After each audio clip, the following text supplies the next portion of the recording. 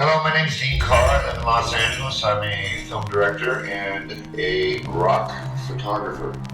I grew up in Seattle, Washington. I worked in a cemetery there for 6 years, which probably helped fuel my dark side of the coin, which I've sort of made my mark as being the dark artist. Some of the artists I've worked with,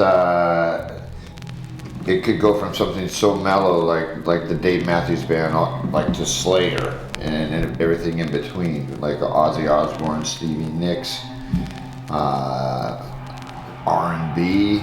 I've really kind of hit every genre of music, country, Willie Nelson.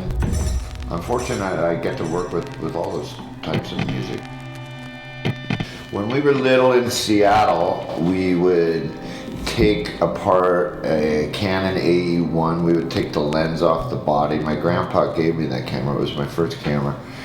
And we put the body and the lens in plastic bags, and we would put them down our underpants.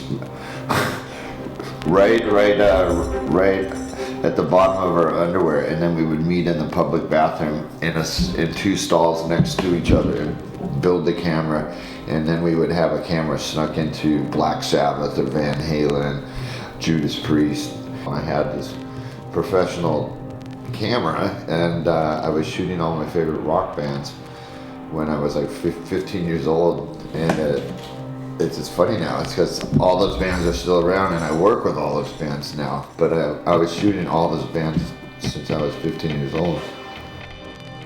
Here's head of Ozzy Osbourne for my first video with Ozzy.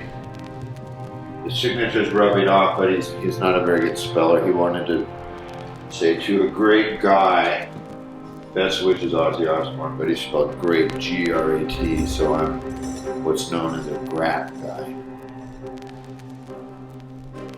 And he's where my fingers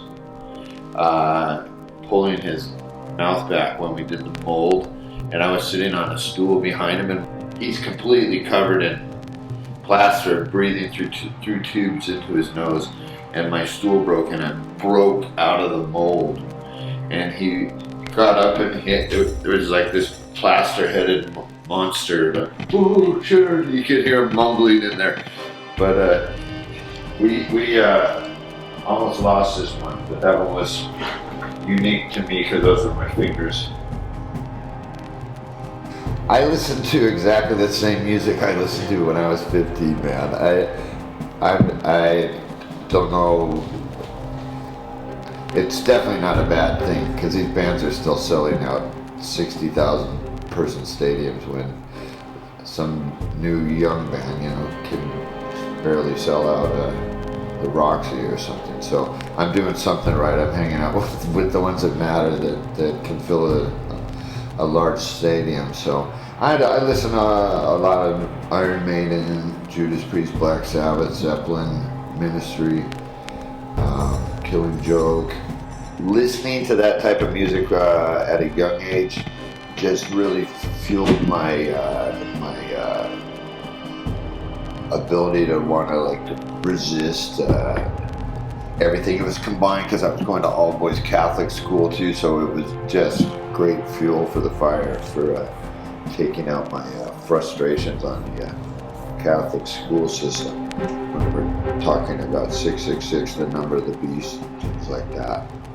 The music has helped create my style because of the lyrics and the dark content of what most of my bands are singing about.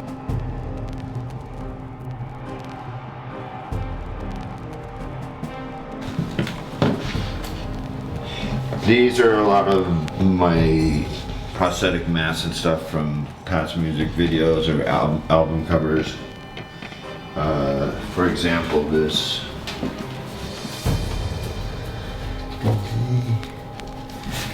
Iron Maiden head was the album cover for Brave New World, as well as the actor in their music video for the song The Wicker Man wore that as he rode off into the sunset in my 1970 Challenger. This was head of Dave Matthews Band. We took up the Amazon. We filmed the band in Pasadena, and then we molded his head and took it up the Amazon, and the natives held the head along the Orinoco River, and the head magically starts singing through the art of post-production. He lives in there though. Most of these were gifts. These guitars from past videos and things like that. This was like Tommy Lee's to Ministry. I've got a couple Ace Frehley guitars from Kiss. Zakk Wylde, Rob Zombie, fucking Sex Pistols too, dude. Right here, the real bass player, Glenn Matlock. Newer artists I like, I mean, I love Mastodon, I love High on Fire.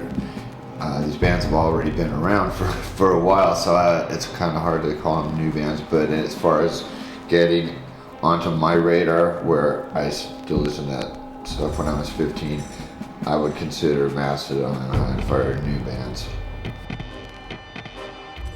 That was a gift from Kerry King from Slayer after I directed their Still Raining movie in Maine, where we actually rained blood on the band. We had an irrigation system above the stage, and we had 2 Augusta, Maine fire trucks outside full of stage blood, and they pumped it through their fire hoses, and then it came into the arena and then rained blood on the band. They'd always wanted to do it, but they never had done it before, so I got to be the first guy to rain blood on Slayer. I like a lot of different things, but if you want to know what makes my heart tick, that's what's in my soul there.